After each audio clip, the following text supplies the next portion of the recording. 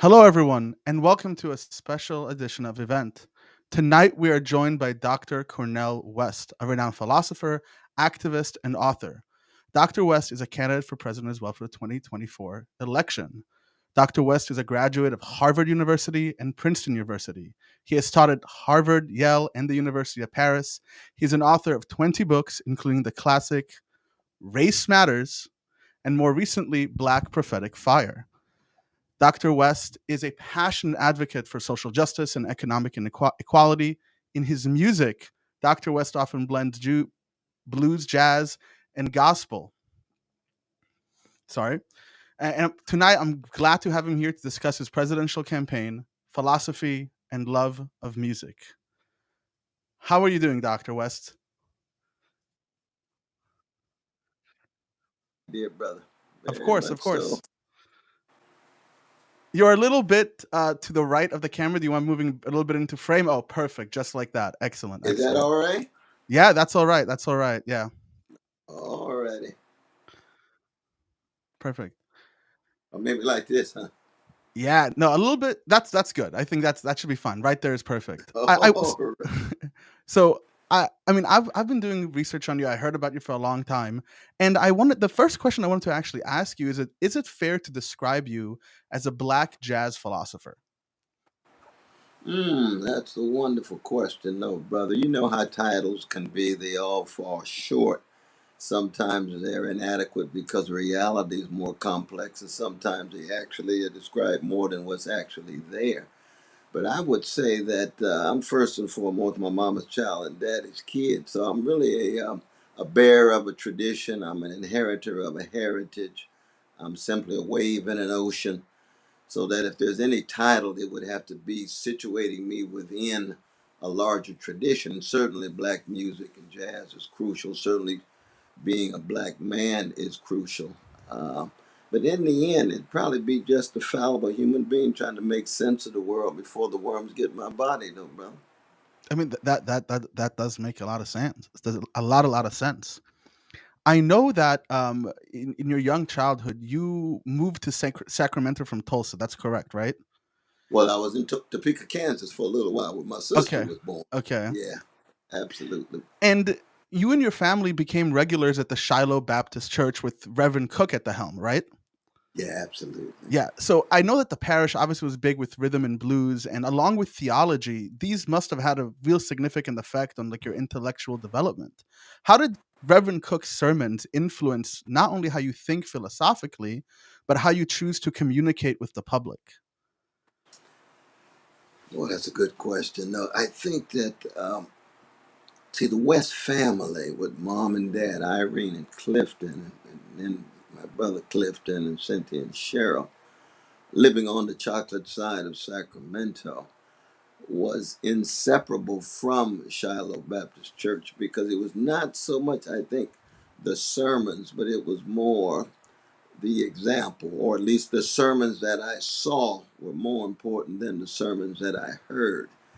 That mom and dad and Willie P. Cook, they were fundamentally committed to treating people right, committed to integrity, honesty, decency, committed to what I would call moral and spiritual greatness. And moral and spiritual greatness has to do with trying to live a life of, of integrity where you're true to yourself, tied to a very deep love, very deep love, a kind of subversive love, the kind of love that doesn't make any sense in the eyes of the world.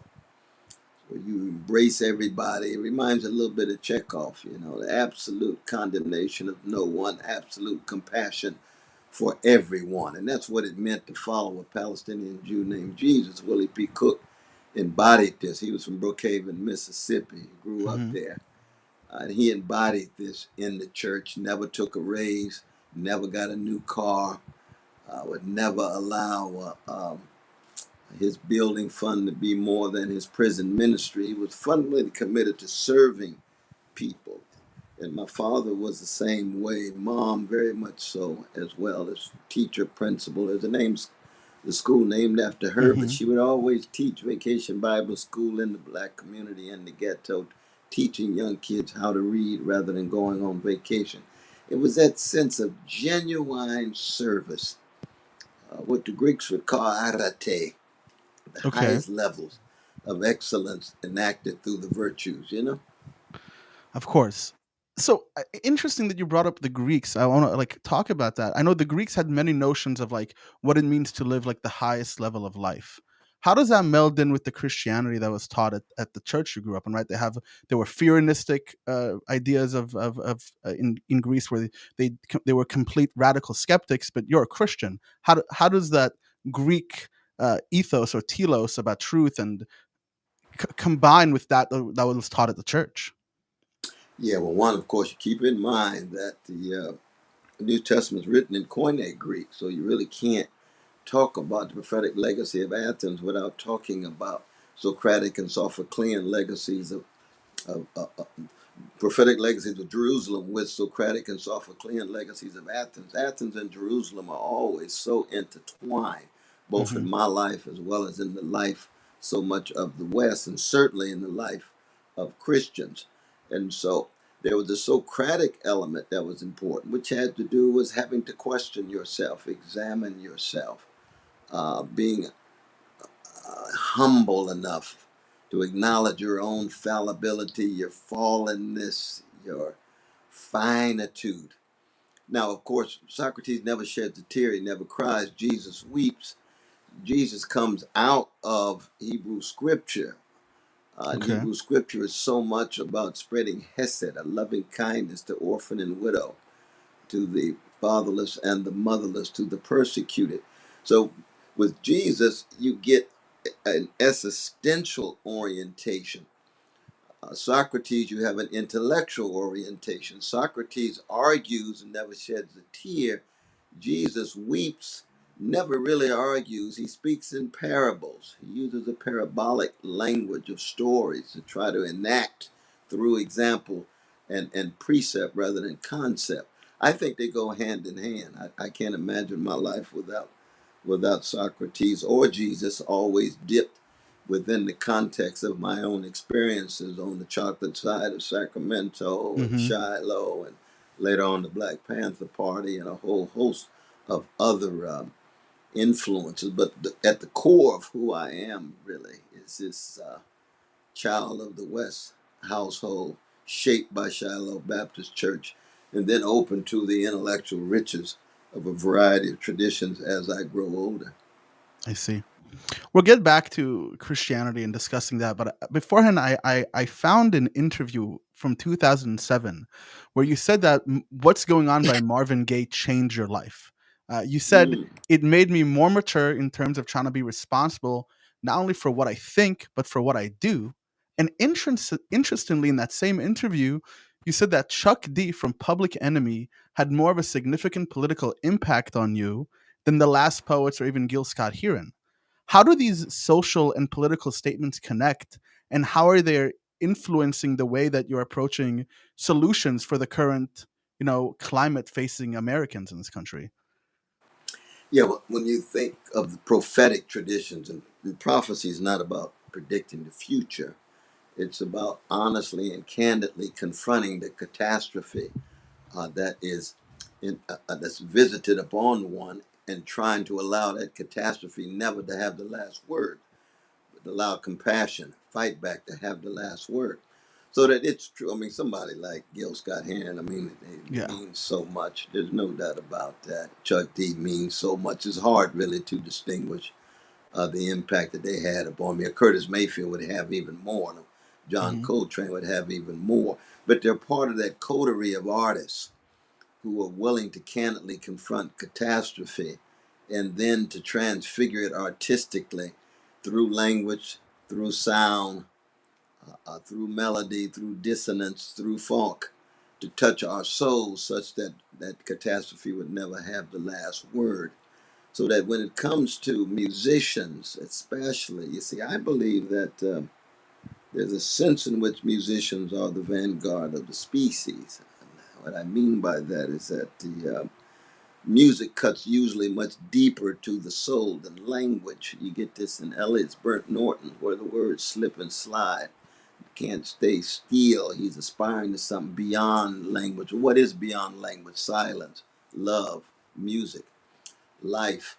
And the music has a way of, at a very visceral level of Hmm. trying to get us not to deny the hurt and pain and wounds and scars and bruises that are bombarding us in our lives. And every human being has to deal with wounds and scars and bruises. There's just no doubt about it. You can't make it from womb to tomb without having to come to terms with wounds and scars and bruises. And so music for me has always been not additive or ornamental. It's been constitutive and integral to who I am. It's very sad, actually, that philosophers have tended to hold music at arm's length. Remember, Plato bans the flute in the True. Republic. Yeah.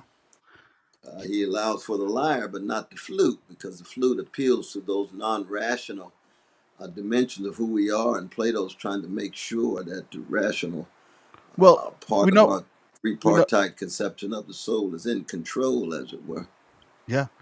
In many respects, growing up during the civil rights movement in the 1950s and 60s, you experienced firsthand probably how some of your peers, who were influenced by either Malcolm X or Muhammad Ali, actually began to embrace Islam due to some people report as a dissatisfaction from Christianity. And interestingly, since 72, where I think like people reported themselves, 92% of the country was Christian, and today it's only about 64. And since COVID, churches have been closing down at an unprecedented rate. Like, what are some of the parallels that you see between the issues facing young black men today and the issues that they were facing during your time that you contended with, that you both molded and were molded by? And why are so many people living religion at the same part of it? Mm, Oh, there's a lot there, though, brother. So many different dimensions. I mean, one, in our present moment, we live in the most commodified, commercialized, marketized culture in the history of the world. We're buying and selling, and we're being a brand and being obsessed with status, but especially tied to market sensibilities, market moralities, market religion, market education. Commodification has become ubiquitous. And so it's very, very difficult to gain access to non market values like integrity and honesty and courage and love. They all tend to be flattened out or pushed to the margins.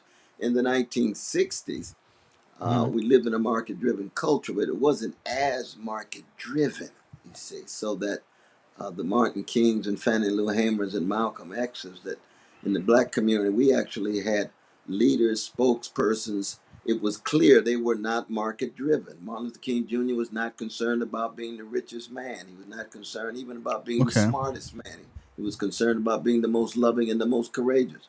Malcolm X was shot with $151 that he owned. And yet he became a towering figure and the richest man in New York in 1965, February. We don't know. And some of us don't even care. So that it was a very different kind of moment culturally and psychically. The great text by our dear brother Christopher Lash, The Culture of Narcissism, where the market-driven conceptions of ego, the market-driven conceptions of selfishness, of narcissism and hedonism become more and more predominant.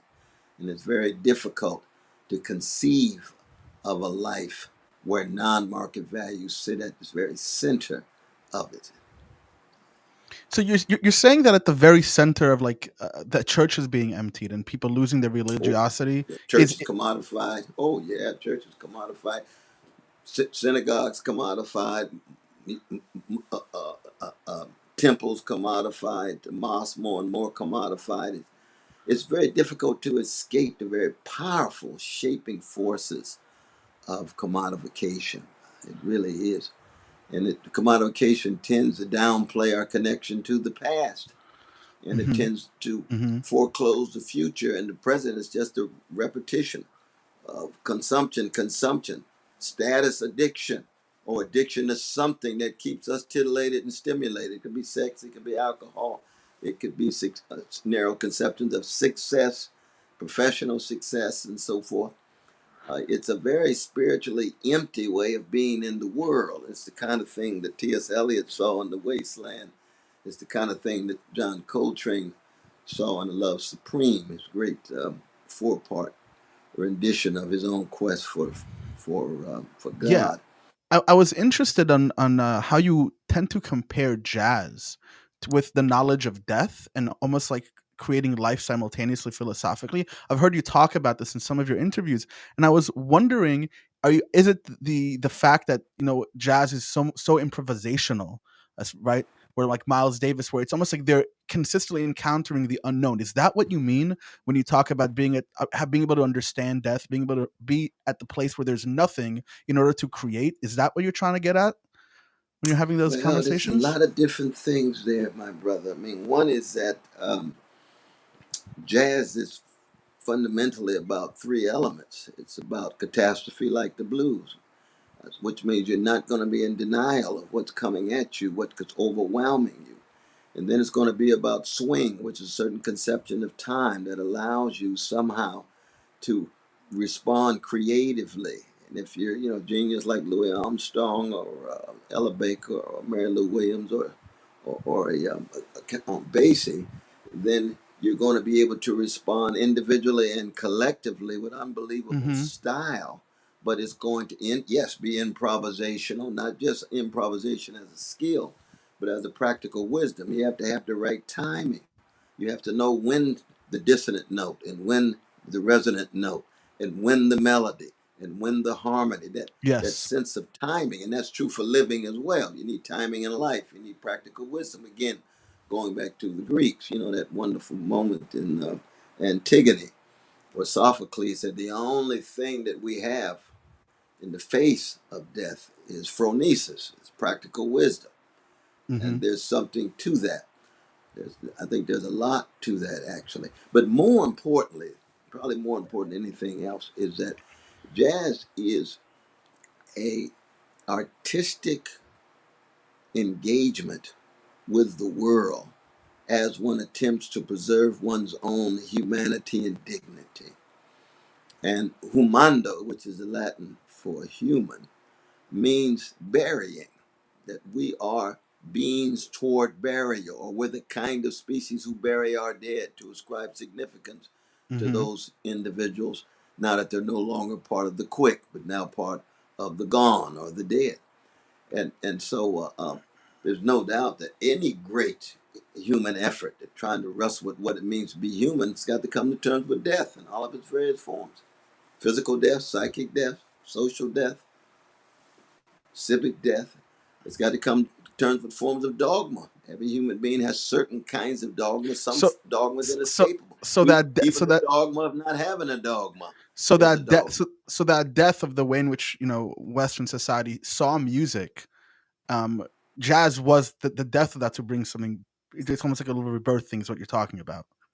That's like what And jazz for symbolizes. black people coming to terms with civic death, you're part of the larger society, but you have no rights that the mainstream need respect. That's civic death.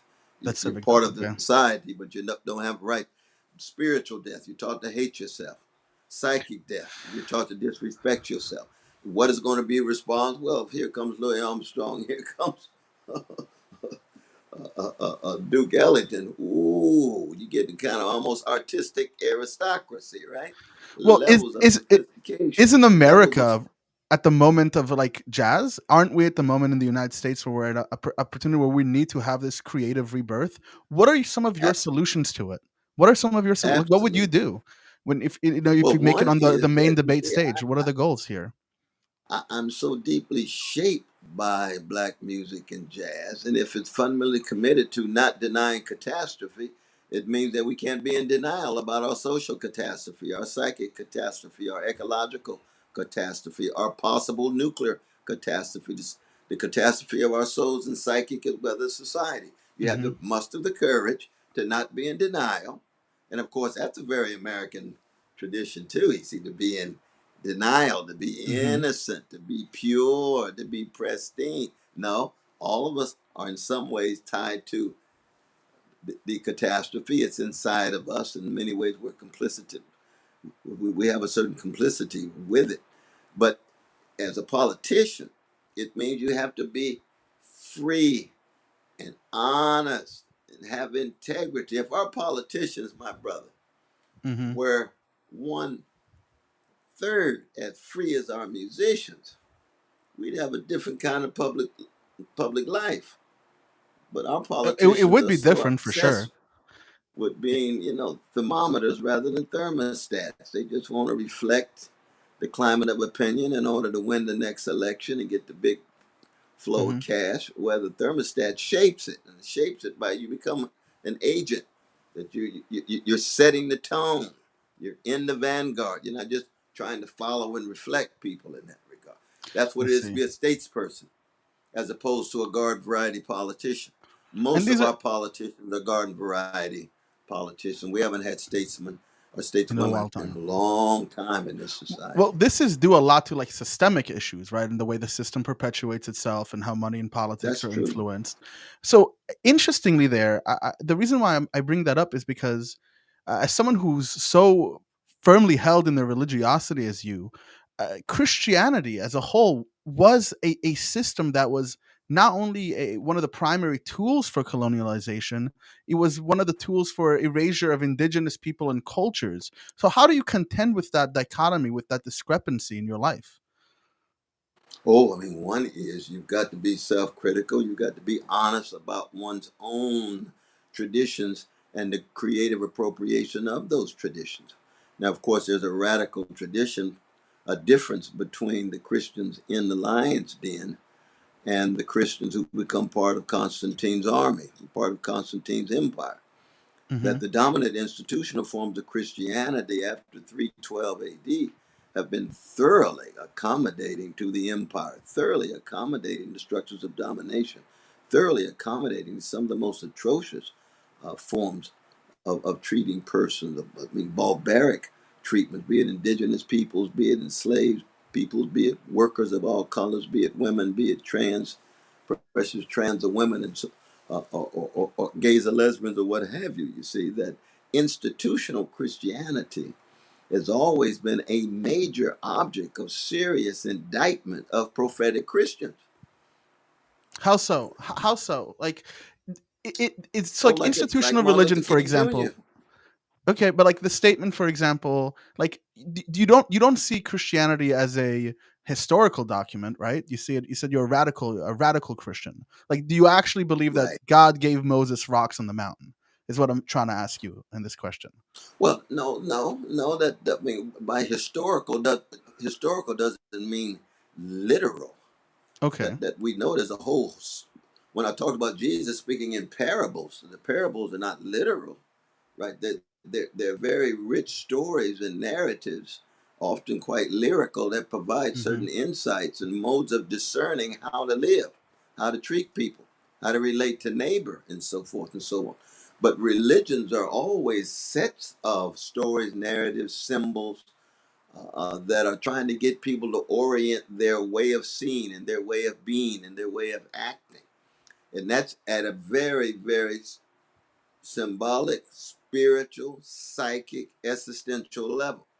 That's very, very different than literality in that Okay. regard. And what that means then is that you're always going to have the dominant institutional forms of Christianity, Islam, Judaism, Buddhism, Hinduism, and so forth. They all tend to accommodate themselves to the structures of domination in place in order to perpetuate themselves. But they also have stories, figures, examples who are critical of that accommodation, like Amos in Hebrew Okay. scripture, or Okay. like Isaiah, and let justice roll down like waters and right. He's over against the status quo in Israel. Jesus himself, what? Goes into the Against the temple and status runs quo. off the Yeah. money changers, right? Exactly. Absolutely, absolutely, absolutely. But as we know, that human beings are going to be human beings. We're very wretched creatures. I mean, most of the history of our species, my brother, is the history of hatred and greed and envy and resentment. We're also wonderful creatures, which is to say we have the capacity to criticize it, we have the capacity to resist it, and that interplay is a kind of a conflict and clash between our wretchedness, and of Hmm. course one doesn't have to be a Christian, a follower of Judaism or anything else to talk about human wretchedness. I mean, Of Hegel said course. history is a slaughterhouse. I mean, yeah. I History of mean, wars. dealing. History, you know what I mean? Yeah, Absolutely. for Gibbon sure, said for sure. it's the stories of human crimes and human follies. You're absolutely right. But it's not just, but it's very much that. Hmm. Absolutely. And It so when reminds we me of talk a. about prophetic, Okay, when we we're talk just about saying the prophetic. persons who are trying to call the dominant tendencies of the species into question. Okay. Okay. It reminds me of something I heard from a professor of mine at one point, where they talked about the historicity of the story of George Washington chopping down the cherry tree. Like, there's no historical record of that ever happening, but Americans believe that literally happened. Do you find that system of creating that mythos, that symbolism, similar to the way you view what Christianity does for a people? Oh, absolutely. Absolutely. Because narratives are narratives. Sometimes they're national, sometimes they're religious narratives, sometimes they're scientific narratives, sometimes they're ideological narratives. Stories are stories. Now, some stories are better than others. I mean, George Washington uh, it gets credit for me for facilitating the transfer of power when Hmm. he could have stayed and remained the king. Well, that to Yeah, me is very important. It takes a certain kind of moral courage to do that. At the same time, when I talk to my indigenous brothers and sisters, and when they hear the word George Washington, what comes to their mind, and a they say murderer. in their indigenous language, they call it towns destroyer, because his father and the others supposedly were involved in these various projects of just leveling cities. Now, what does that mean? That doesn't mean that you demonize George Washington. It doesn't mean that you reject George Washington. It means that you keep track of his wretchedness, but you also keep track of when in fact he exemplified a certain kind of integrity. Now, being part of a vicious destruction of vicious people is ugly. It doesn't mean that exhausts your humanity. That is Okay. to say, one could still be a guerrilla against the British Empire, which he was, and lead the urban guerrillas against the British Empire as the general that he was, and win the right battles in order to triumph. And I'm an anti-imperialist. So I'm with I mean, George when yes, he's yeah, against the British Empire, but of I'm course. also with my indigenous brothers and sisters. I'm anti-genocide. Well, I'm very much against George and his other when they're coming at indigenous people. So you can be that's part of what it means to be improvisational, brother. Jazz like. jazz, like You being can able to. move from one context to the next, and you can see the good and the bad, the wretched and the wonderful, the mountaintop and the valley. And this is something that I think your work highlights a lot, is the ability to shift perspectives, to embody the different roles that's necessary from depending what the questions you're trying to ask. So, so with that being said, Very we important. we are politically at a pretty unprecedented time, right? You know, the current front runner for the Republican ticket, Donald Trump, faces multiple indictments. And with the partisan nature of this political climate, Yes. Republicans have levied the same retributive investigations into Biden and his son. But Trump, on the other hand, is outclassing his opponents, right? Racking up not only seditious charges, but criminal charges. So supposedly you get onto Yes. hopefully the international debate stage and ultimately win presidency. How will you unify the country so government can actually deal with global issues like climate change, economic destabilization, the war in Ukraine, what's happening in China, and with the BJP in India? Like, how are you going to unify the country so we can actually deal with these existential problems that we're facing? One, you try to bear witness to something on the predominant hatred, fear, greed, and sense of revenge. So much of American public life, not just politics, Hmm. given the polarization and the gangsterization of the society, is driven by this hatred and greed and fear and resentment. Uh, and you do that. Well, your first example, you see trouble, I'll call Trump brother Trump. How can your brother? Well, you see, revolutionary Christian, he's made him. actions, and therefore he has a capacity, whatever wretchedness he has to change. He has a capacity to be more than his wretchedness. You see. Okay. Biden's brothers across the board. My brother, I haven't met you, right? Because you made an image, you have a certain dignity and sanctity like everybody else. It also means then that it allows him to engage not just in a language and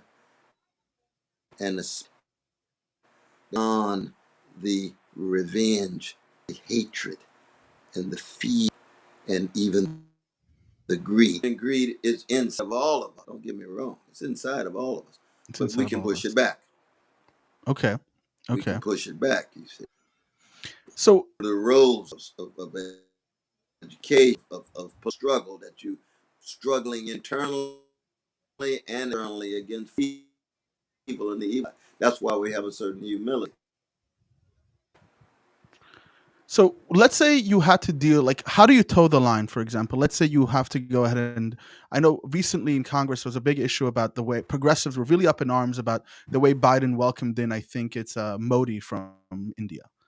How do you deal with this problem that all presidents face, which is not only interact with, like, I know you were hinting at it now, but how do you logistically go about it where you have to interact with these leaders and world powers who have done horrific things like genocide and have consistent black marks on their record, but also cooperate with Yeah. them to get specific goals that are necessary for the American people?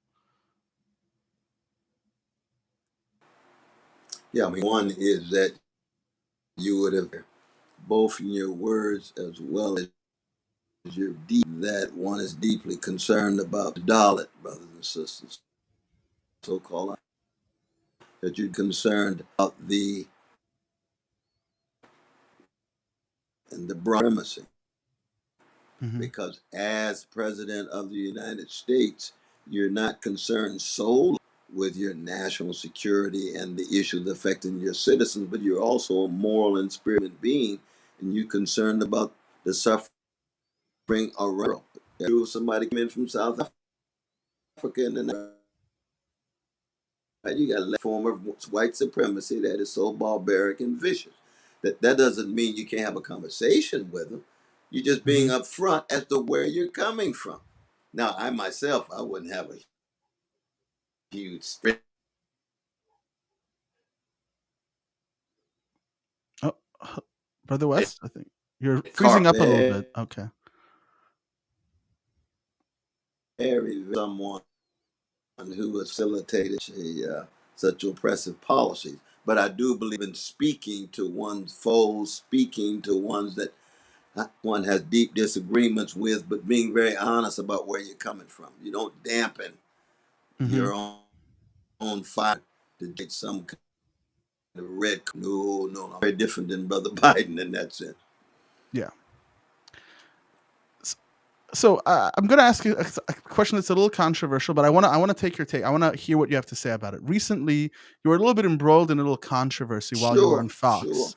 I think Laura Ingram asked about a recent article from the Daily Beast, which claimed you owed like $500,000 in unpaid taxes, and then you tweeted in response that you're dealing with this issue. I think you said, "I have been facing heavy financial responsibilities to families and friends.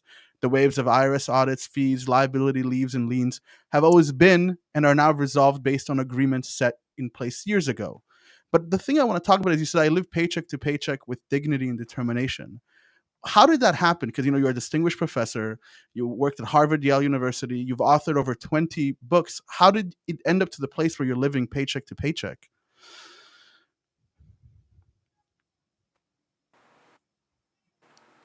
Well, I mean, part of it is, my brother, I never really got out of the hole. Heavy student down.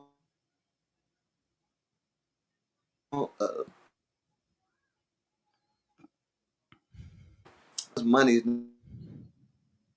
never really you get liabilities and the fees the year are such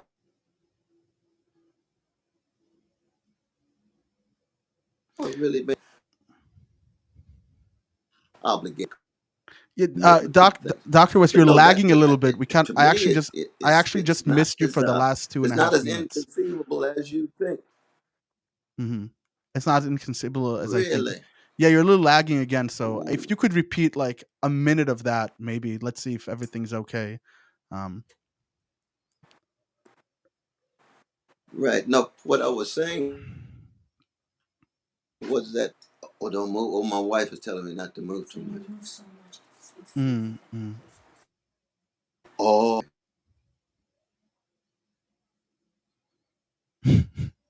We're of course having some technical okay. difficulties. You can't It help was a the internet. matter of. Can you hear me now? Yeah, I can hear you. You're falling behind early on, and with fees and liabilities accruing, never being able about making it as a way from money. That's it, life. We're having a really It's hard not time hearing you right now. is it freezing. Yeah, you're freezing up for me. Yeah, yeah. Let's take a second to try to fix it. Maybe move the computer a little bit. I'm not really sure what's exactly happening. Um, Yeah, this I is very. think we both were actually No, I really can't hear you. Keep lagging in and out for me. Everything was working perfect. moving it off. How was this? No, You, no, no, you're still chopping in and out. again. Very, very interesting. Hmm.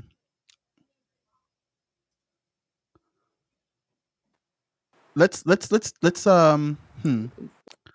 Like we were going for a good. Yeah. Maybe let me try. Maybe you can try to go Wow. to audio only, so your But you can cam. still. I can hear like every other word actually that's happening right now. It's mainly Oh chopping no, up. can't, I can't. Mm-mm.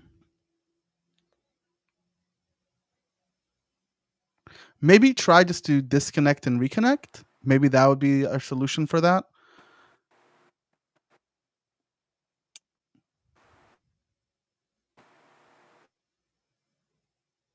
Maybe that would be the way we deal with it. We just do a quick Both of us, disconnect. the I mean, uh, I'm technical issues, of course. Nothing ever goes smooth, you know. Uh, yeah.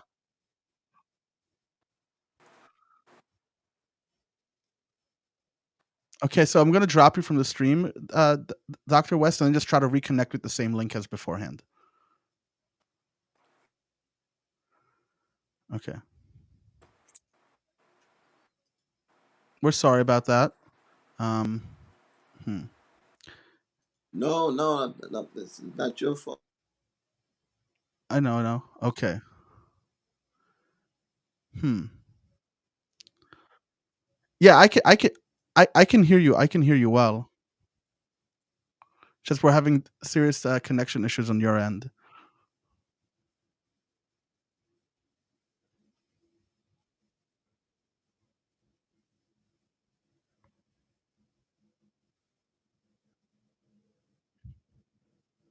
Mm-hmm.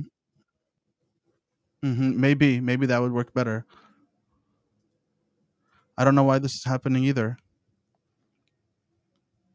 Okay, so he's disconnected and he's gonna reconnect right back. I want to apologize for that. Everything was working fine. I really don't know what the issue is or where it's coming from.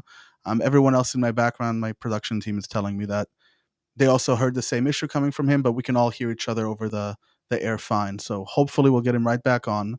I really wanted to hear his question to that answer. That was the one I was waiting for. But I'm very excited. Yeah, it's his connection. Yeah, let's do that. Let's look at some comments right now. So we have uh, commodification of art and well everything is a philosophical musing that should get way more attention than anyone gives it credit for. I agree with you, Nick, 100%. Uh, I think as a society we have gotten used to the idea that everything is commodified, everything's to be bought or sold. But what are the implications of that, right? On like a real systemic level.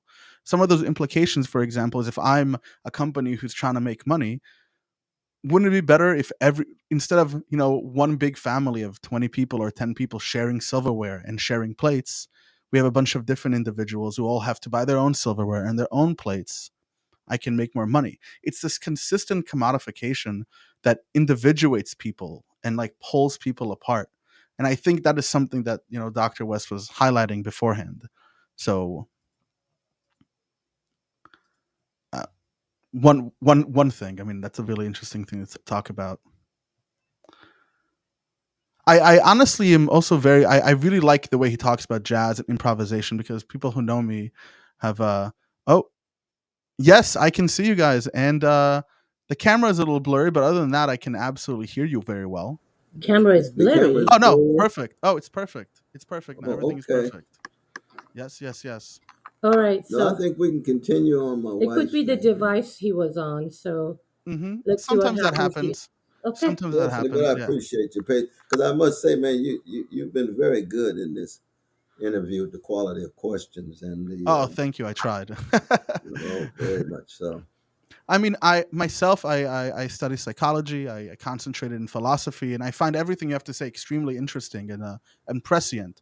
Uh, I know, I know. The last question, we'll get back to it, but I just want to really say that I really value your perspectivism in your philosophy and the way you're able to really recognize that truth is stance dependent as opposed to a thing that we're just going to grab out in the universe. And I just want to tell you that I appreciate that wholeheartedly. No, absolutely, absolute. But as I said before, so much of it has to do with our human finitude. You know what I mean? That we're Hmm. cracked vessels, though, brother. That we have deficiencies and defects, and that doesn't mean we don't have dignity. It doesn't mean we don't Of have course. unbelievable possibility and potential. But once you accept your finitude, then things are very different. I mean, this is why somebody like a Montaigne makes a big difference. This is why someone like a Chekhov makes a big difference. Somebody like a Toni Morrison, because it means then, that wonderful letter that Robert Louis Stevenson wrote, that Henry James wrote to Robert Louis Stevenson. No theory is kind to us that cheats us of seeing, Hmm. and no one has a theory that sees everything. Okay, Every I like that. lens, every I like that. lens has has splinters. Uh, every eye has a certain mote in it, and given that, then right back to jazz again, though, brother. Of You got to course. find your voice, right? You're not gonna just Hmm. be an echo of a silo and just going with the crowd, but you got to find your voice. But when you find your voice, it's still going to have its limitations. It's still going to have its shortcomings. It's still going to have its blindnesses because that's what it is to be human. We always, in some ways, look through a glass darkly to invoke the biblical text that Paul himself was a Jewish brother, Roman citizen, Hmm. who underwent deep conversion and transformation as you know it.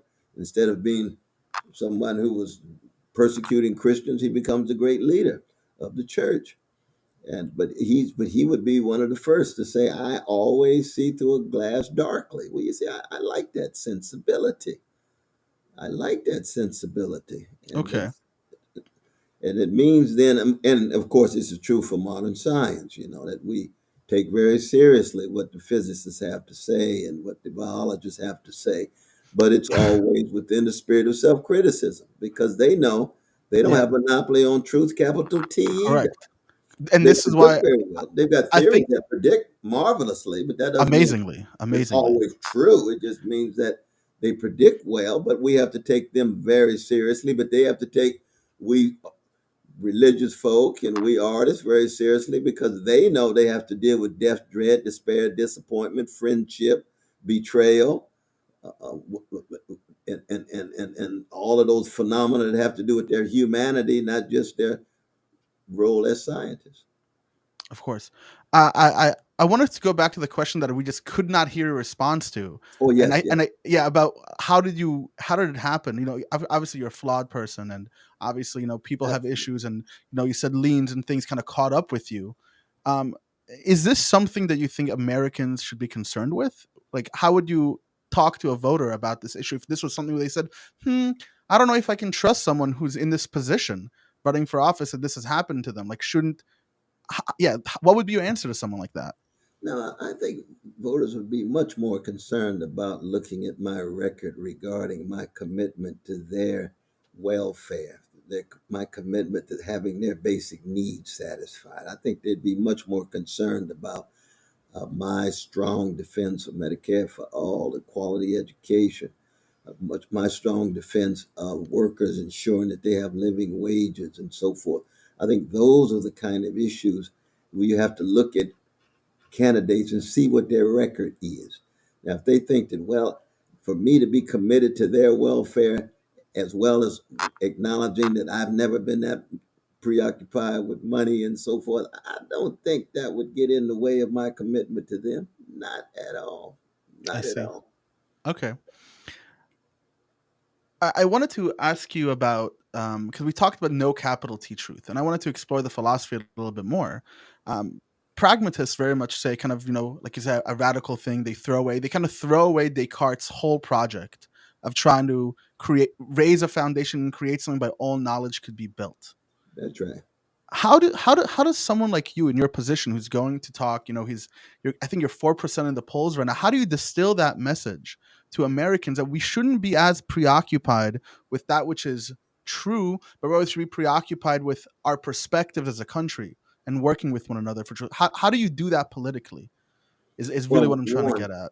I think that, you see, with Descartes, he was obsessed with indubitability, that which is beyond doubt. And Hmm. he was obsessed with certainty. Now, indubitability and certainty can too easily take the form of narrow dogmatic dispositions.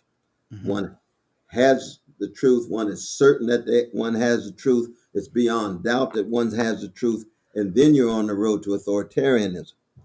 That Hmm. democracy is about the experimental. Okay. Democracy is about proceeding in an improvisational way. Jazz, in a certain sense, is symbolic democratic action, right? Because you're Okay. lifting your voices in an experimental way. Nobody's trying to dominate. Nobody's acting as if they've got the full truth and others have no truth whatsoever. But you do recognize it's certain, Louis Armstrong is much better than a lot of the other folk blowing the trumpet. I mean, you got a hierarchy of excellence that's inescapable. But I think in the end, it's a matter of ensuring that fellow citizens know that there are leaders who are fundamentally committed to the best inside of them and are critical of the worst inside of them. Just as the leader Okay. has the best inside of him or her and the worst inside of him or her. You see. So if you criticize me, I got to listen very closely. I've got limitations. I can learn, and then I respond critically. You've got limitations. You can learn, but that's dialogue, democracy. That's what it's all about. But our problem is, my brother, What's her problem, doctor? our problem is we've got massive disrespect and we've got despair in terms of people giving up, in terms of participating at all. I mean, what is it? 40-some% of our fellow citizens don't vote at all. They don't No, they don't. participate in the system at And all. and They only about 9% to 2% in local elections to begin with. That's also a massive That's problem. exactly right. So they just look, oh no, this big money is taking over. These politicians are nothing but extensions of money and extensions of various constituencies. They won't take a stand on their own. They're obsessed with the next election. They're obsessed with the next interview on television. Where are the Abe Lincolns? Where are the Martin Kings? Where are the Fannie Lou Hamers, the persons who exemplify integrity, honesty, decency, willing to be unpopular in the name of integrity and trying to make integrity more popular? But couldn't Yes, a criticism be levied against you that you are trying within the system to run for president to reshape the system? Is yeah, so? How do that's you good. contend with that? That while you're saying, well, it's all these people who are working within this system, really perpetuating it, but you're kind of like doing the same thing, are you not? No, that's true because all of us are betwixt and between. I believe in an inside outside strategy. I've been inside of the academy for many years, but critical of the academy. Okay. I've been inside the church, very, very critical of the church. I've Hmm. been inside movements, very, very critical of movements, right? Because I always preserve my freedom to think critically for myself, to think against the grain. But I want to do all that I can to make sure that save the planet. Ecological catastrophe is very real. Fossil fuel companies need serious, not just regulation, but transformation and oversight Yes, and of a course. move toward renewable and regenerative energies. I'm concerned about the wealth gap and the greed at the top. We need a massive transfer of wealth from the well-to-do to poor and working people. We don't need to have the levels of poverty and levels of homelessness and unhousedness in our cities and towns in the richest nation in the history of the world. And people say, well, Brother West, that sounds like revolution. Well, revolution is a sharing of power. It is a sharing of resources. It is a sharing of dignity. And when workers are able to gain access to some of the high profits, that's a sharing of resources. And there's no accident that the trade union movement and its fights for living wages were viewed as revolutionaries by the owners of factories and the owners of big property. Same is true with women Yeah. against patriarchy. Where we want to share resources and dignity, we don't have to live in this hierarchical situation in which women are confined. Well, we needed a transformation. We needed a certain kind of revolution vis-a-vis patriarchal institutions and so on. Yes. And I agree with that. And certainly it's true in regard to white supremacy. But the same is also true of the way in which voters are disenfranchised, right?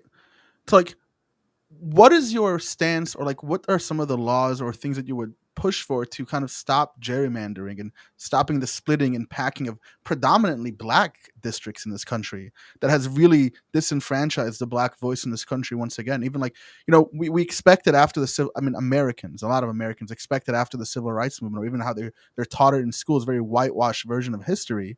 Well, in the background throughout the 90s and early 2000s and even now, gerrymandering once again has disenfranchised minority votes in this country.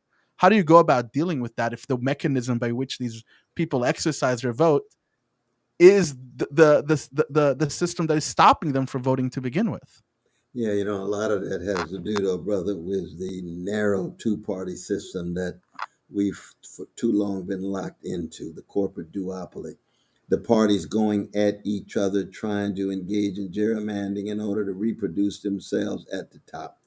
If we had ranked choice voting, if we abolished electoral college, if we had proportional representation, there would be more choices that people would have, and therefore there would be more forms of accountability of the two parties that are involved in the gerrymandering. Mm-hmm. What has happened at the moment is that both parties are so tied to big money, tied to big military expansion. You got bipartisanship on relation to Wall Street, relation to Silicon Valley, relation to big money, and in relation to military adventurism abroad. You can get Democrats and Republicans, they agree on that wholeheartedly, as much as they Of course. claim to be at each Yeah. other's throat. Just like No, Democrats no. agree on Israel. They just, Oh, when you look at the absolutely. ballot, it's checks all the way down. Yeah. That's So, exactly right. You say, oh, I say, well, see, gerrymandering is one particular manifestation of the very ugly consequences of our two-party system. So you get the Machiavellian response to each other, knowing that nobody else is there to keep either one accountable. okay. So, but with the military industrial complex, while I love everything you said, how do we deal with what's happening in Ukraine and with Putin, right? At the same time, you want to weaken that part of the country, but we recognize Ukraine's invasion is illegitimate. We recognize the sovereignty of the Ukrainian people. And how do we go about supporting that without perpetuating this military industrial complex? Yeah, I mean, I always begin with solidarity for the people who are suffering, which is our Ukrainian brothers and sisters. There's no doubt about that. The invasion was criminal. It's not just wrong, not just immoral and illegal. It was criminal. At the same time, there's background conditions that are in place, you see. And there's no doubt in my mind that when Russia was promised that NATO would not move 1 inch, they took it seriously in the early 90s. And a few decades later, former Soviet countries are part of NATO. Next wave, getting closer and closer. And of course, Ukraine has what? 2,000 kilometer border with Russia. Well, Russia is an empire. It's a wounded empire. American empire is the most powerful empire in the history of the world, That's militarily and so yeah. forth. But Hmm. Russia is a wounded empire. Still has nuclear warheads, but very wounded. But there's no empire that we know in human history that's going to allow another empire to have 2,000 kilometers on their border and view them as not just friends and allies, but you can have missiles there, missiles in Poland, missiles in Romania already. And there's no doubt in my mind if Russia had missiles in Mexico and Canada, what would be the response of Washington? What would be the response of either Democrats or Republicans?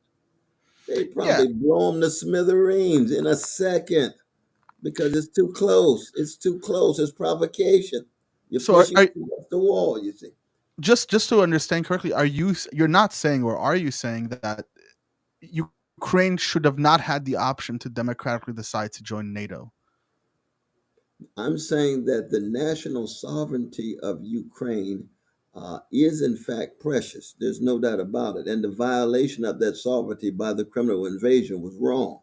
But Okay. I'm also saying that if, in fact, I would have abolished NATO. We don't need NATO after the Cold War, you see, so that you can have a variety of different security systems within Europe operating.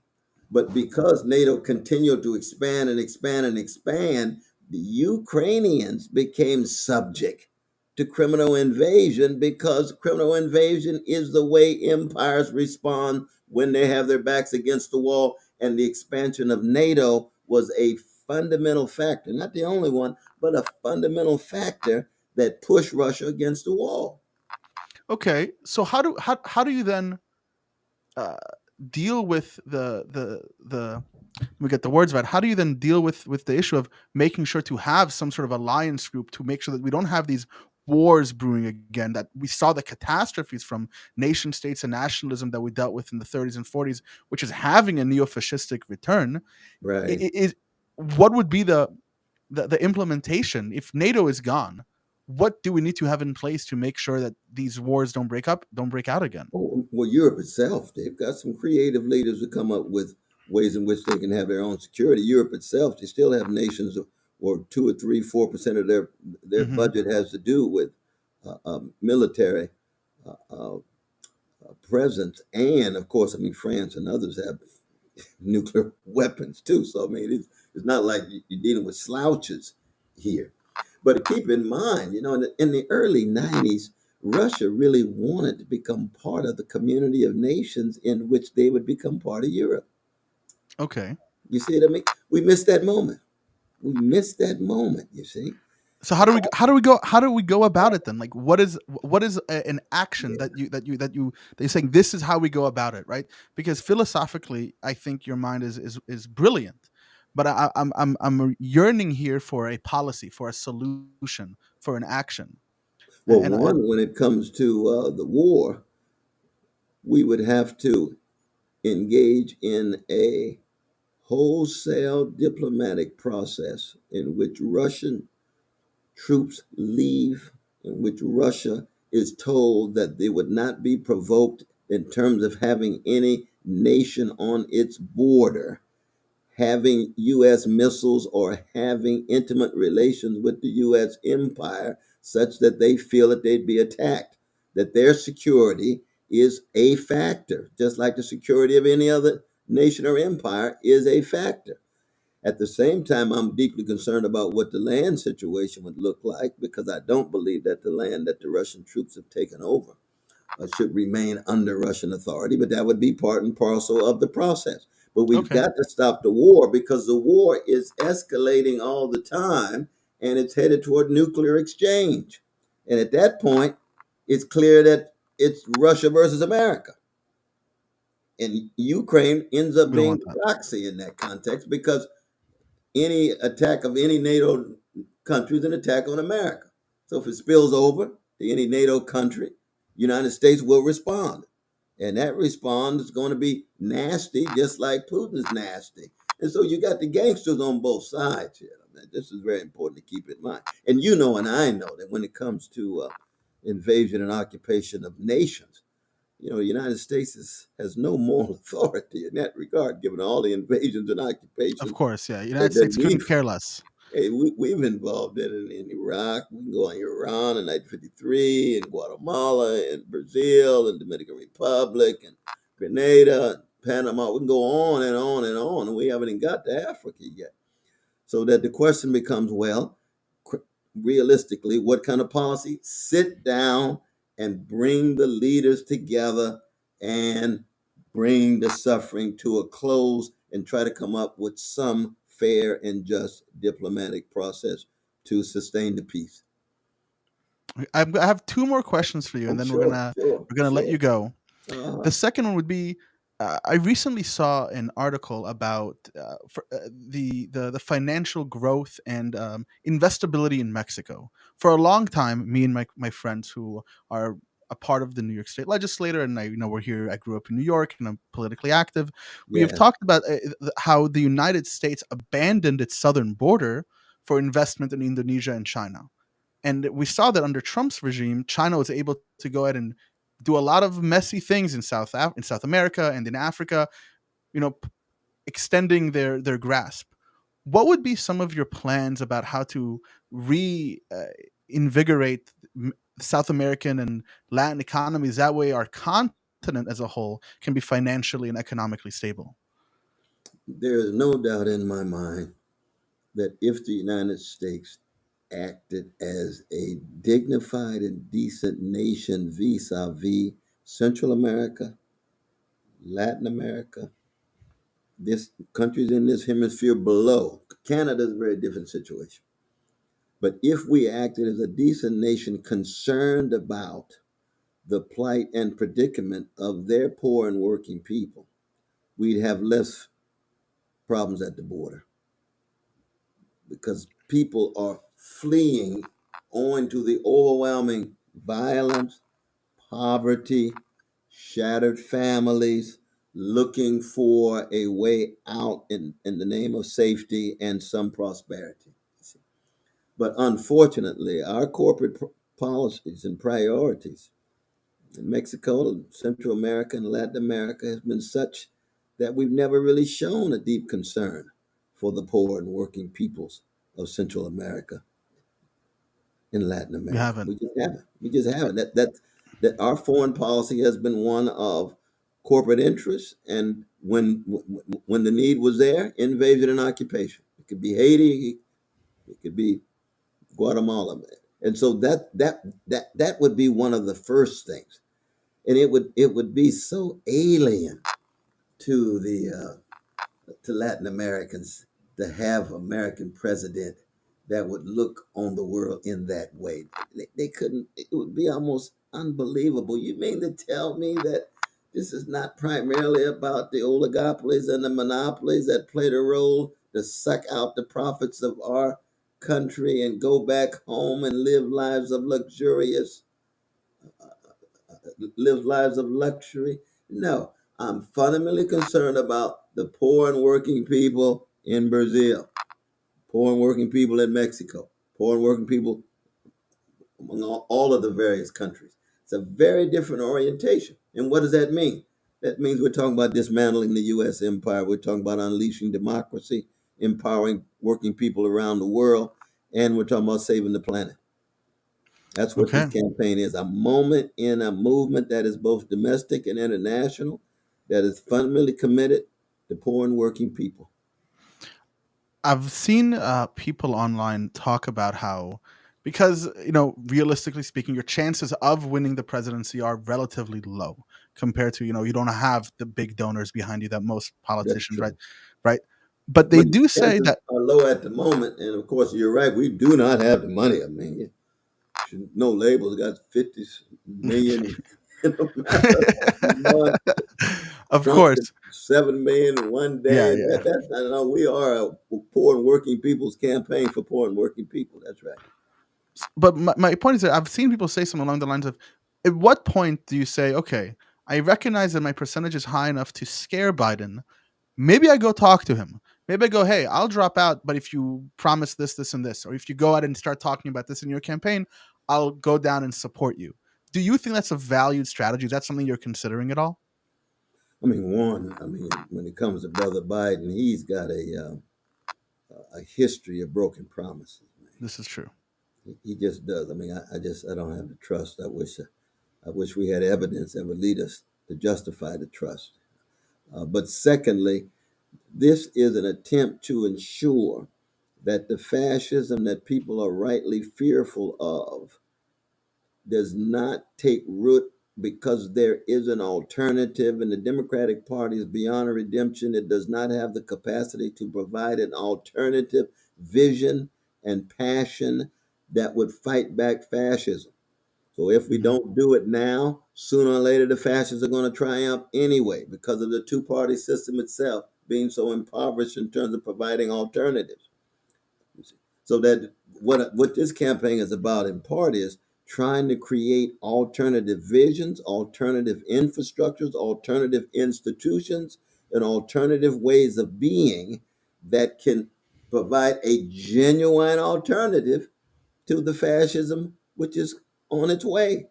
And Biden and Democratic Party, for the most part, will be caretakers. They'll be postponers of the fascism of the Republican Party hijacked by Trump or any other neo-fascist. And this is not to say that the followers of Trump are all fascists. That's not true.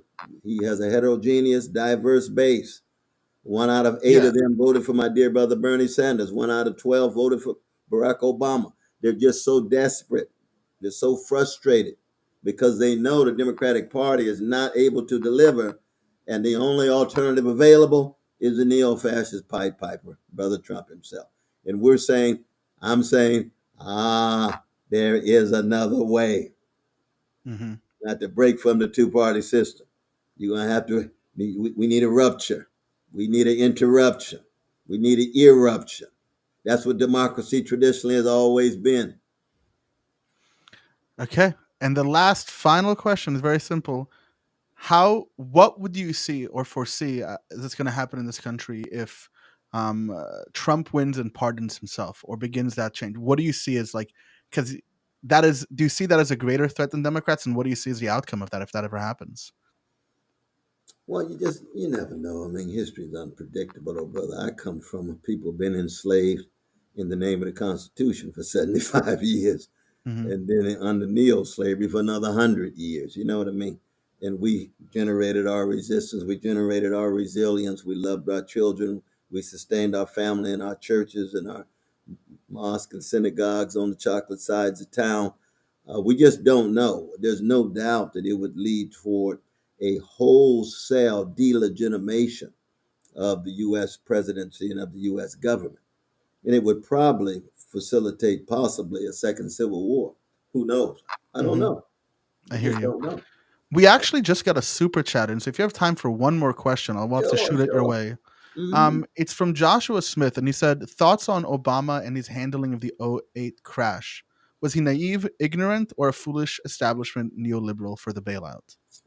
My dear brother Barack Obama was thoroughly captive to Wall Street. He had the meeting in March of 2009 where he brought a cake and he told them, I stand between you and the pitchforks, but I'm going to protect you. Don't you worry. You have nothing to have any anxiety about. He made it very clear with Tim Geithner and Lawrence Summers and others who themselves were extension of Wall Street interests, that all of the criminality on Wall Street, the insider trading and market manipulation, the fraudulent activities, the predatory lending, not one would go to jail. So much for rule of law.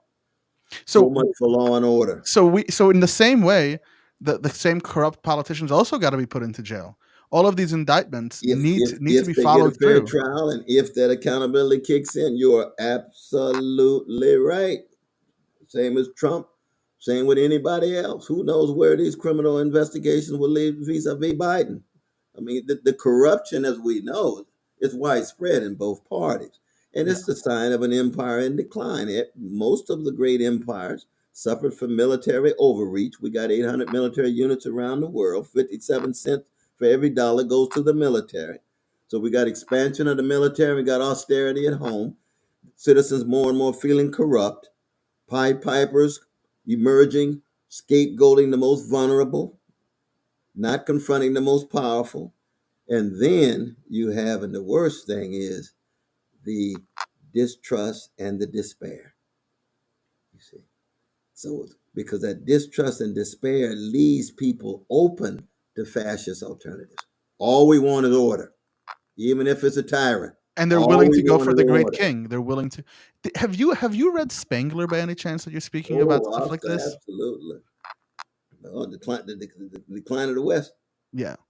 But Oh, that my book a lot of goodness. times is also used by fascists and was Oh, used by fascists to justify fascism. that's true. It cuts both ways. I It mean, cuts both remember ways. Would you say Spangler is jazz then? a jazz man? No, I'm just making a joke. Like No, Spangler is like no, jazz. It no, cuts no. both ways. Spangler is he's nostalgic, but he still has some very deep truths to put forward. See, jazz is very American, which is like Gatsby's Green Light. Remember that next to last paragraph of that great American novel, the Great Gatsby. Gatsby believed in the green light. What is the green light in that novel? Tomorrow will be better. Tomorrow will Tomorrow. be grander. Tomorrow will make our breakthrough. America has always been obsessed with the future and almost ascribed metaphysical status to futurity, as John Dewey says. That's why we're concerned about consequences and results rather than grounds and bases of the past. And we need past and future, but America's fascism is always going to be highly futuristic, so that the greatness that Trump talks about is in our future, even though it's nostalgic because he wants to go back to 1950s and But it's things. always in our few. Do you think that's because America has no? The history is of a peoples who have escaped their homelands, as opposed to, I mean, they escaped their homelands, destroyed a homeland, but they don't have a history, right? When you look at Europe, right, they have the Vatican, they have century. Like I grew up in Israel, we had Jerusalem that's been there for 3,000 years, but here in the United States, our monuments are only 200 years old. So Well, how do fascists that's deal with part of that? it. So that's part of it. That's part of it. Keep in mind, my brother, that you and I and every other precious human being, we all have histories and traditions and past. You Okay. can bring the Irish brothers and sisters and drop them off in Boston. They have a They have a history. They have a past. It's just that in the new land, they feel far removed from that past.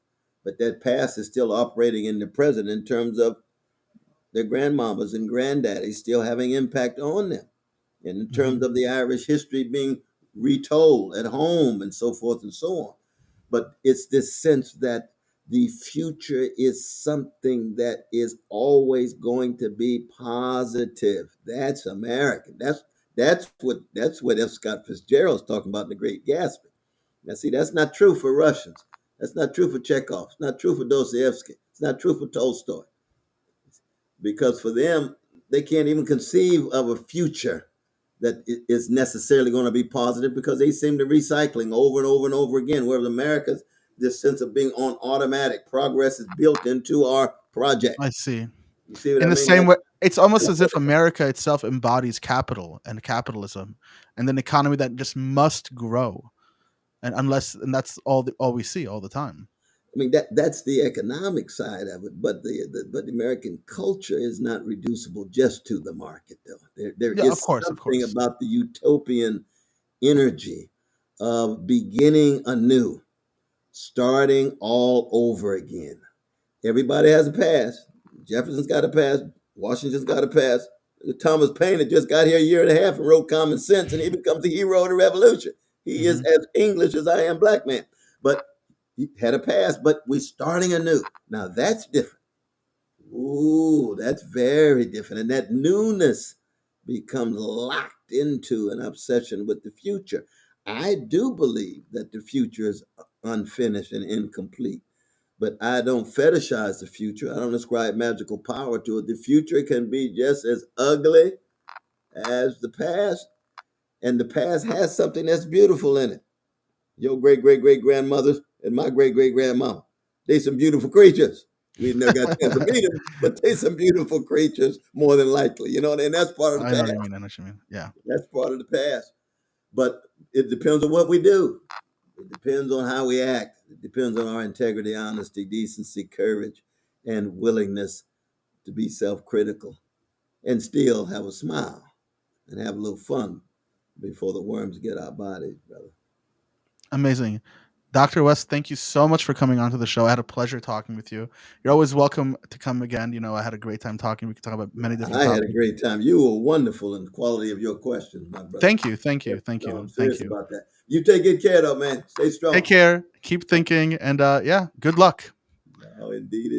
Appreciate Indeed. you. Guys, that was fantastic. Thank you, Dr. West. You were absolutely amazing. And we hope to see you again.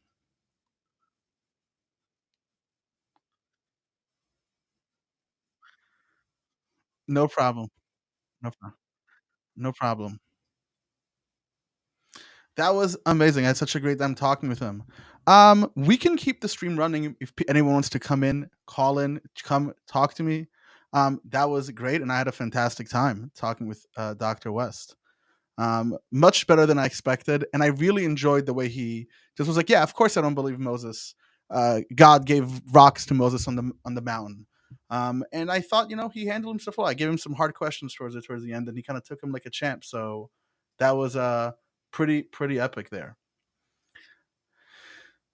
One thing that I kind of had on my mind that I wanted to watch and I wanted to share with everyone in the continuation of the stream is a video that I saw from Forbes. And I think that it would be really apropos to actually talk about this right as we finished an interview with Dr. West. He was, let me try to pull this up right now.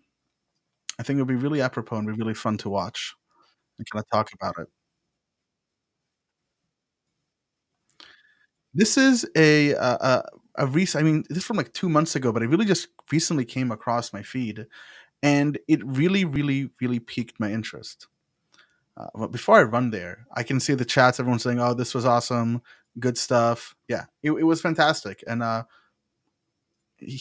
sure he had a great time. I would love him to come back again. I mean, I really enjoyed talking with him. Whew. I was surprisingly very nervous. Okay, we have actually a caller in here. Jay Cario, can you hear me? Jay, can you hear me?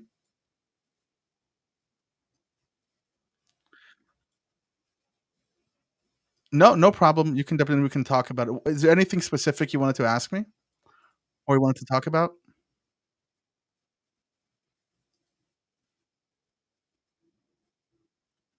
Yeah. You're live by the way on air, so everyone can hear you. Okay, awesome. Thank you so much. Great interview. I love Dr. Cornel West. I had the honor of meeting him a few years ago, and I think he has a long-term praxis. I want to speak to a question that was being asked in the chat, if that's okay. Yeah, we can turn that into a conversation, of course. Why not? Sure. Someone said, do you think that this person has do you think Dr. West has the chance to win? And if are we just kind of putting our momentum behind something that can't actually win, right? And so I would say, first of all, the numbers are technically there if we organize, but secondarily, the Democratic Party has a history of cutting out anybody else, who's slightly progressive. They do it better than the right does in some ways. You know what I mean? And but I would say that the momentum of the movement, for those of us who are, longtime organizers, he's saying he wants to build a movement into use this momentum to build a larger movement. And we saw that in the most recent, largest social upheaval in American history, the George Floyd protest, that just spontaneous action enough doesn't change anything. We see black politicians voting for Cop City, et cetera, right? Mm-hmm. And so what we kind of have to realize, I think, is that this will we're seeing larger unionization and strike movements than ever before since 1918, in the United States, right? And so I think that we have to utilize a coalescence of these two movements, right? The on the ground movement, because corporate lobbyism controls 90%, makes it where 90% legislation is for the 1%. Taft-Hartley makes it where we cannot withhold our labor for political demand. But if we are able to coalesce these movements, we can create something that can do that. And yeah, but the key word here that you're saying is if. Mm-hmm. Right, like let's just look at this through like the lens of like if you were a betting man, if you knew how things operated, the chances are extremely low. I mean, Dr. West himself agreed that the chances are extremely low for being able to win. Now, when you talk about this if needs some sort of action behind. So, like, how do you think, how does one actually go about coalescing and collecting all these groups, or, as a lot of Marxists say, create this class consciousness in a way, other than just like, oh, we have to go out and advocate, right? These things are very difficult to actually instantiate.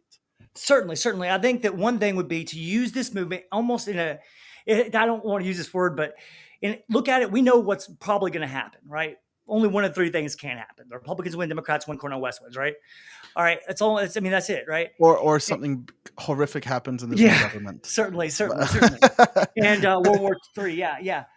Certainly, right? But in that moment, we do know for sure there will be people who will be facing defeatism and at that moment we can show them from that we were with them the whole time. We've built social, engagements with folks, and we've talked to them the whole time about, theory and showing and history. If we develop those relationships, that's a step, being able to be at that moment where defeatism might take over and replace it with revolutionary fervor. I think that working with any groups that are already doing things, but getting them more and more attached to labor, getting them more and more attached to unions, getting them more and more engaged. Yeah. It's a process, it's not something that can happen overnight. Of course. Any means, but this is why I'm very skeptical. And I told, Dr. West to his face that the odds are in his favor. They're very much not in his favor. So I would just say, galvanizing to move the Overton window, to using this momentum to show people what we do need. And, and in the end, whatever happens is going to happen regardless. And it's what we do to capitulate with what we have and not be idealistic about what we don't have. We can only work with what we have. Otherwise, it's just, magic thinking, right? For sure. So do you think, let's say the ballot's there and, West still is around 4%. When you go to the ballot box, are you going to vote for Biden? Or are you going to vote for Trump? Or are you going to vote for West? Like, would you actually choose to vote for West as opposed to for Biden if you think that your vote if you're, like, for example, in a red district or something like that? I am in Tennessee. I will vote for Dr. West. I've voted third party consistently since the first time Obama ran. Okay. So I will be. I think that I don't think the Democratic Party owns our vote, and they act like they do. They say, if you vote for this person, you're stealing our vote. If you vote, and this is why Bernie goes with them, because he doesn't want to be a pariah. He said so. That's his mentality. Is anybody who's running outside of the Democratic establishment is a pariah. At least that's the words he used to somebody who asked him to run as a third party. He said he didn't want to be Nader. How would you feel about it if you lived in a swing city that toes the line between Democrat and Republican, and you voting for West would be a negative vote for the Democratic Party? I just have to see my vote in its own as what it is. I cannot see my vote in relationship to what it isn't. You know what I'm saying? I'm voting for Cornel West. I'm not voting against this person or that person, but I am voting for Dr. West because I believe in Dr. West, right? That's my, and if I was in a swing state, I would vote for who I believed in. However, I do want to say that on a state and local level, I think that oftentimes voting for Democrats it just depends on the person, right? For instance, in Michigan, they just need a right to work. I mean, we can see in Tennessee, we have some folks here who are pretty good, we can talk tons about Tennessee. The fact that your legislator became an auction house, I think it was last week. What's exactly going on with that? Because I'm not the most versed on it. From what I saw is that you had the two unique people of color who got ousted out of the legislature, who came back during a special election, and then that the house turned into an auction house. What is your thoughts about that? What's going on there? They wouldn't let him speak. They wouldn't even let him. They're just trying to cut off. We live in a bourgeois democracy, meaning that most of us see it as a dictatorship. You know what I mean? The majority. But democracy means, of course, the common people's power, right? And the common people are workers in any given society. And so we don't have that. by any means. And I think that they want to remove that as much as they can on the local and state levels as well, and I think that that's what they're trying to do. Do I agree with everything that the Tennessee Three stand for? No, not necessarily. I'm a little further left than that, but I do stand up and support and inspired by their courage and their tenacity to stand up against, these enemies of democracy. Okay. And anything else you want to talk about? Any other ideas you had come to mind? I think that if another good step is joining a party. I am part of the CPUSA, and we have problems, but I think that it's a historical. CPUSA is Communist Party? It is. Okay. And I think that if folks want to look into it, it's an excellent organization. There's issues, but you're never going to change anything unless you engage with it. But there's other parties that are good. But I think it's a wonderful one. And I would also like to give a shout out to Midwestern Marks. They're an excellent YouTube channel that is also that I took the basics of Marxism class from recently. Okay. Well, thank you for coming on. I appreciate you coming on. It was a great time. Thank you so much. Of course. Have a great day. You too. Very great speaker. Wonderful call. Again, if you want to call in, the link is in the chat. You'll just click on it. You'll pop in here and I'll talk to you in the background or whatever it might be. Yeah, so I was going to quickly watch a video. I wanted to talk about that, and I think we'll kind of wrap it up. We're here an hour and a half. I'm hot. My room is warm. I turned off the AC to make sure there wasn't any background noise. So let me go ahead and open up this link, and we're going to watch this for a second because I think it's a really great example of issues facing our government in a serious way. 1 second. Let me set that up. Perfect. Here it is. This is a committee hearing on the issues of plastic disposal. So basically, think about it, it's a bunch of like environmentalist panelists who are talking to congressional members. So it's a crisis in our country. Thank you, Mr. Chairman. Thank you. Senator Mullen. Yeah, I just want to follow up with Ms. Bradford. You stated you're against single-use plastics. What specifically are you pointing at for single-use? What products are you talking about? Thanks. So definitely straws, definitely plastic bottles. I won't say anything else because I can't think of anything else right now. So are you for recycling and advanced recycling? No, because it doesn't work and it doesn't happen. Well, then in your case, and everything's single use at that point. If you're not for recycling, then you can't say you're against single use and you're okay with everything else. Because if you're against I'm for facts, and I think only 9% worldwide are actually recycled. That's why I say that we should focus more on recycling. Because if you can tell me you're for recycling, then maybe we can work to something. See, this is exactly indicative of like the issues we were talking about. A person there, a panelist, is coming in and say, hey, I'm here for the facts. Recycling doesn't work. We've tried recycling. People don't do it. It still goes into a landfill.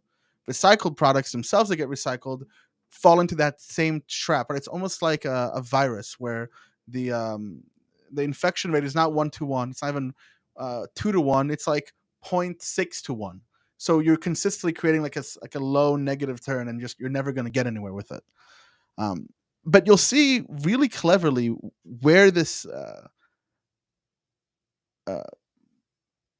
representative takes this conversation, where instead of actually contending with what she's saying, he's obviously just a mouthpiece to whatever lobbyist he has.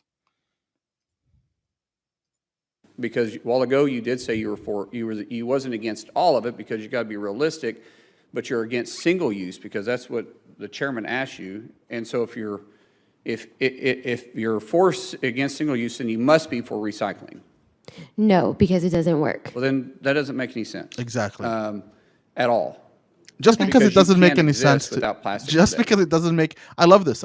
Just because something. Oh, it doesn't make any sense. Well, just because something doesn't fucking make sense to you doesn't mean it's not real. Or tons of shit didn't make sense to me before I learned it.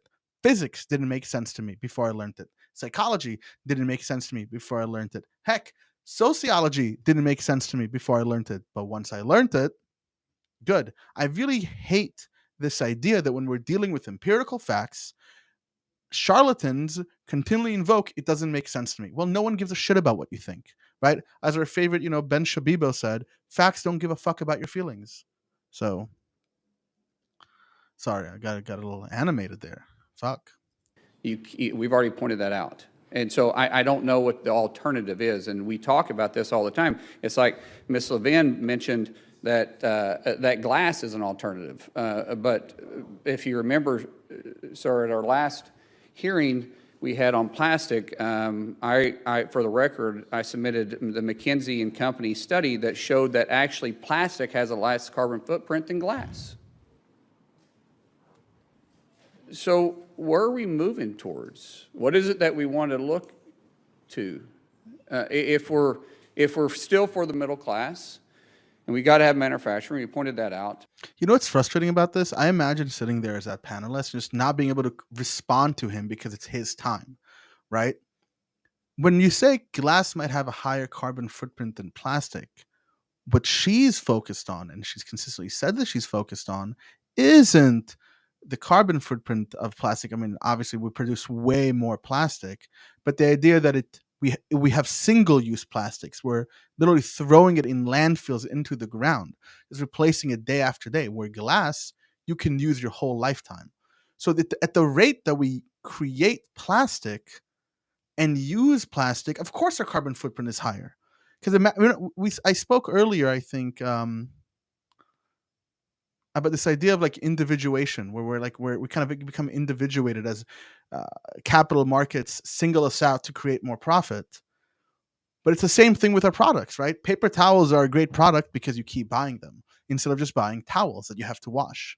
It's a little more effort, but the company doesn't get to consistently sell as much as they do in the past, right? It's the same way they built phones, or Apple, in every update made their phones purposefully slower, or they made light bulbs that would break quicker specifically because of this need. And he's just ignoring that, and she is unable to say anything because that's just how these meetings work. Such a shame.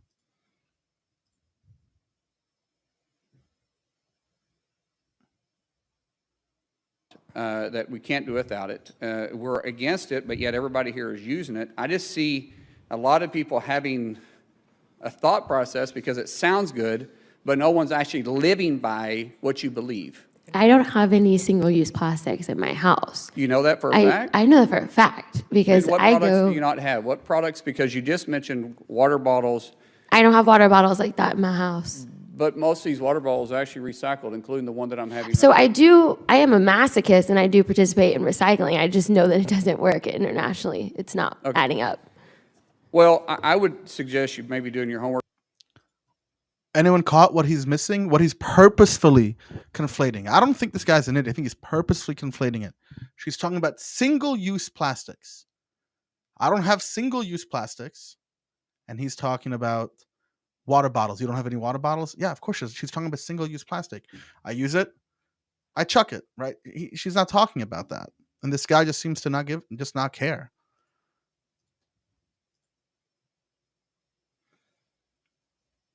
Work a little bit more when you come up here and you start talking about this stuff, that you actually understand what it is, the impact that you're talking about. I do my homework. I do understand the impact. I do know I'm wasting my time recycling because most of it's not recycled. And that's because of the industry. And the fact that plastic is in everything is because the industry forced us to have it. Then quit using plastics. Well, the industry should stop making them. Quit using them. If you feel that way, then I do. I just told you I do not have single-use plastic bottles in my house. I do what I can. This also highlights the idea that in America, we tend to say, oh, just stop using plastics. Stop going to the grocery stores and getting unhealthy foods. Other nations have already figured this out. The public isn't always the best rational consumer. If something is there, it's easy and it's cheap, I'm going to use it. But it's also harmful. But the effects of the harm are so long-standing that most consumers aren't going to recognize that. And he just seems to, again, not care. Hold on a second. You're against all plastic, but you have plastic all around you. So if you're against plastic, then single-use plastic. Live by what you're saying. There's a lot of people around here that I disagree with, but if you live it, I do live it. I respect it. Maybe you don't, because you have plastic on your face, you have plastic on the water bottle, you have plastic on your I do not own companies to create these things. So I cannot make these things. But until they are available, we're stuck with some things. I do what I can. Do you believe in? Do you believe that we should have solar systems, or not solar systems, but This is exactly how we should have solar panels? Not on our interested at house? all in what she has to say. I Zero. do, but I'm here to talk about So solar panels. what's made on the out of plastic. agenda. I mean, they are. And they're also not single use. Neither is just bottle. That bottle let's go is single to, use. That bottle is literally single use. So this came across my feed, like I said before, and I just found it so ridiculous, so unbelievable that I just had to talk about it. I had to get it out there. But I want to thank everyone for coming to the stream, watching this. I had a great time talking with Dr. West, and a great time with having all of you here as my audience. So just a reminder, make sure to like and subscribe. Follow me on YouTube, Dandan Prager. Look me up. You'll find me. I put on videos weekly, have discussions. We have special guests on all the time. There's also a few live events. I know in Vancouver, October 13th is Lawrence Krauss. 2 New York events are about to be announced, which are going to be great. I think they're going to be about UFO, science, all the stuff that we love in this community. And that's about it. And as always, you know what I like to say? Stay thinking, guys. Where's my outro? There it is.